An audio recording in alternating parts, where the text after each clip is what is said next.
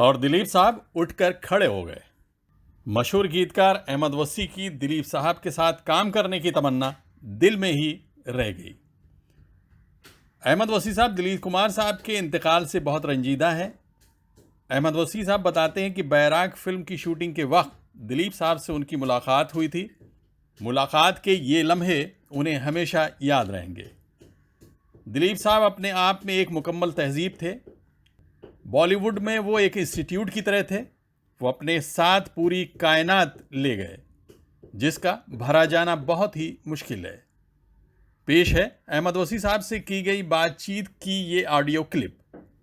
मैं तो उनसे मिला, वैसे तो मैं दूर से उनको कई जलसों में मुशायरों में देख चुका था, लेकिन जब मैं उनसे मिला, यहाँ नटराज स्टूडियो अंधेर में हुआ करता था, तो वहाँ मुझे डॉक्टर राही मासूम रजा साहब लेकर गए थे। मैं उनसे भेजती थी कि आप मुझे मिलवा दें कि वो उनकी बैराग फिल्म के मकालवे लिख रहे थे। तो उन्होंने कहा तुम आ जाओ। तो हम लोग पहुंचे तो उस दिन उनकी शूटिंग कैंसिल हो गई थी क्योंकि उनके पाँव में दर्द था, तो वो मेकअप रूम में आराम कर रहे थे, पाँव दबा रहे थे। तो मैं और राही साहब दरवाजे पे पहुंचे, राही साहब ने दस्तक दी, तो अंदर से उन्होंने आवाज दी तशरीफ ले आइए। शायद उनको मालूम था कि राही साहब आने वाले हैं। तो मैं अंदर गया, यानी राही साहब के साथ। तो राही साहब ने मुझे इंट्रोड्यूस किया, तारुफ कराया, भाई ये बहुत अच्छे शायर हैं और सैयदजादे हैं। तो वो उठ खड़े हुए, हालांकि वो पाँव दबा रहे थे, किसी से पाँव दबा रहा था कोई उनका, लेकिन वो छोड़ के एकदम से उठ पड़े। तो राय साहब ने कहा अरे नहीं, आप आराम कीजिए, आपकी तकलीफ है। कहने भाई दो सैयदजादे खड़े हैं और मैं लेटा रहूं, मुझे खुदा को मुंह दिखाना है। तो पहले तो एक तो इम्प्रेशन वहीं से ऐसा बन जाता है वहाँ इस पहली मुलाकात में। तो मैंने अपना एक इंटरव्यू में ये बात कही है कि उनसे जो भी मिला वो एक तासुर लेकर वापस आया और सारी जिंदगी वो तासुर उस आदमी के साथ रहा, और यही मेरे साथ भी हुआ।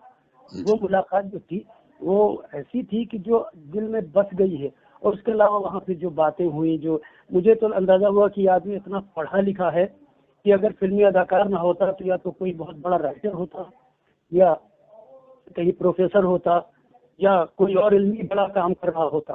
क्योंकि उन्हें देखिए, उन्हें जितनी इस्लामी किताबों का मुताला उन्होंने किया था, उतने ही वो हिंदू मजहब को भी जानते थे। वो कार्ल मार्क्स पढ़ा था उन्होंने, वो फ्राइड को पढ़ा था, वो उनके नजरियात से वाकिफ थे। वो गालिब, मीर, अनीस, दाग, मोमिन और इन पे तो बात करते ही थे। जोश उनके पसंदीदा शायर थे, उनकी चीजें उनको कितनी याद थी। और देखिए सबसे बड़ी बात यह है कि एक ऐसा इंसान जो इतना हमाजहत शख्सियत जिसे कहना चाहिए कि समाजी काम भी कर रहा है, वो आदमी अदाकार भी है, वो आदमी पढ़ा लिखा भी है, वो कहीं फंक्शन हो रहा है वहाँ सदारत भी कर रहा है, वो कहीं इनॉग्रेशन भी कर रहा है। वो यानी वो एक पूरा कहना चाहिए एक मुकम्मल एक तहजीब थे दिलीप कुमार। एक ऐसी तहजीब कि जो मेरा ख्याल है कि उनके साथ ही खत्म हो गई। और वो तहजीब उसमें रवायत भी थी, जदीदियत भी थी।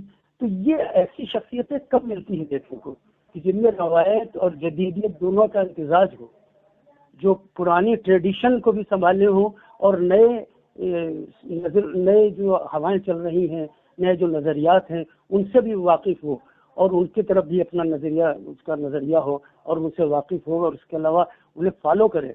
तो ये किसी आदमी में बहुत कम होता है, क्योंकि ये दोनों चीजें तजाद हैं, कंट्रास्ट चीजें हैं। लेकिन उस आदमी में इतनी चीजें जमा हो गई थी कि कहना मुश्किल था कि ये आदमी क्या है। वो इतनी चीजों में बटे हुए होने के अलावा वो एक मुकम्मल एक पूरी शख्सियत ऐसी थी कि पूरा एक जहान थे वो दिलीप कुमार साहब। और जब जहान से चले गए, दुनिया से चले गए, तो बस अपने साथ एक जहान ले गए। वो एक कायनात, एक दुनिया, एक ट्रेडिशन, एक तहजीब, एक तमद्दुन, सभी कुछ उनके साथ चला गया। और अदाकारी के बारे में तो उनको क्या कहा जाए। वो तो ऐसे अदाकार थे कि जिन्हें दुनिया के बड़े अदाकारों के मुकाबले में इनका नाम दिया जा सकता है। उनके साथ तो काम करने की हर एक की ख्वाहिश होती थी, हर कोई चाहता था। मेरी भी तमन्ना थी। और एक बहुत पहले जब मेरी पहली फिल्म प्राण जाए पर वचन न जाए के लिए मेरा गाना रिकॉर्ड हुआ था, तो स्टार डस्ट एक जमाने में एक मैगजीन निकला करती थी, तो उसमें एक इंटरव्यू मेरा किसी ने लिया था। तो उसने कहा था अब आपकी क्या ख्वाहिश है, क्या? तो मैंने कहा था कि मेरी ख्वाहिश है कि मेरा कोई गाना दिलीप कुमार साहब पर्दे पे अदा करें, मेरा लिखा हुआ। लेकिन खैर ये तमन्ना पूरी नहीं हो सकी। मगर ये कि दिलीप साहब से मिलना, उनको देखना, उनकी एक्टिंग देखना, उनकी फिल्में देखना, उनका मतलब उनका मैनरिज्म, वो तो वही जिसे कहते हैं ना कि अदारा थे वो, पूरा वो सिखाते थे। उनको देख देख के तो कितने एक्टर बन गए। तो ये मामूली बात नहीं है किसी इंसान के लिए। और मैं तो सोच रहा था कि शायद 2 साल वो और जिंदा हो जाएं, रह जाएंगे तो उनको एक और पूरा एक रिकॉर्ड और ये बनेगा कि हिंदुस्तान के किसी अदाकार ने 100 साल की उम्र पाई। मगर खैर ये रिकॉर्ड नहीं बन सका। लेकिन उनके रिकॉर्ड ऐसे हैं जो कोई तोड़ नहीं सकता, और जिनकी बदौलत और अपने काम की बदौलत, अपनी शख्सियत की बदौलत, अपनी हर दिल अजीजी की बदौलत वो हर जगह, हर दिल में महफूज हैं, जिंदा हैं और जिंदा रहेंगे। अहमद वसी साहब एक बड़े शायर और फिल्म गीतकार हैं। उनकी पैदाइश उत्तर प्रदेश की सीतापुर ज़िले में हुई थी। वो 1963 में हेलो फरमाइश के रेडियो अनाउंसर के तौर पर ऑल इंडिया रेडियो की विविध भारती सर्विस में शामिल हुए।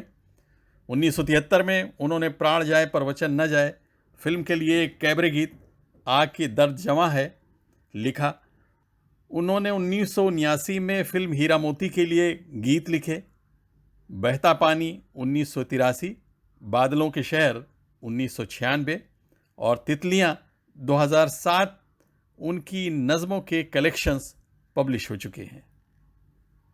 Abid Naqvi, press 9 news, Mumbai.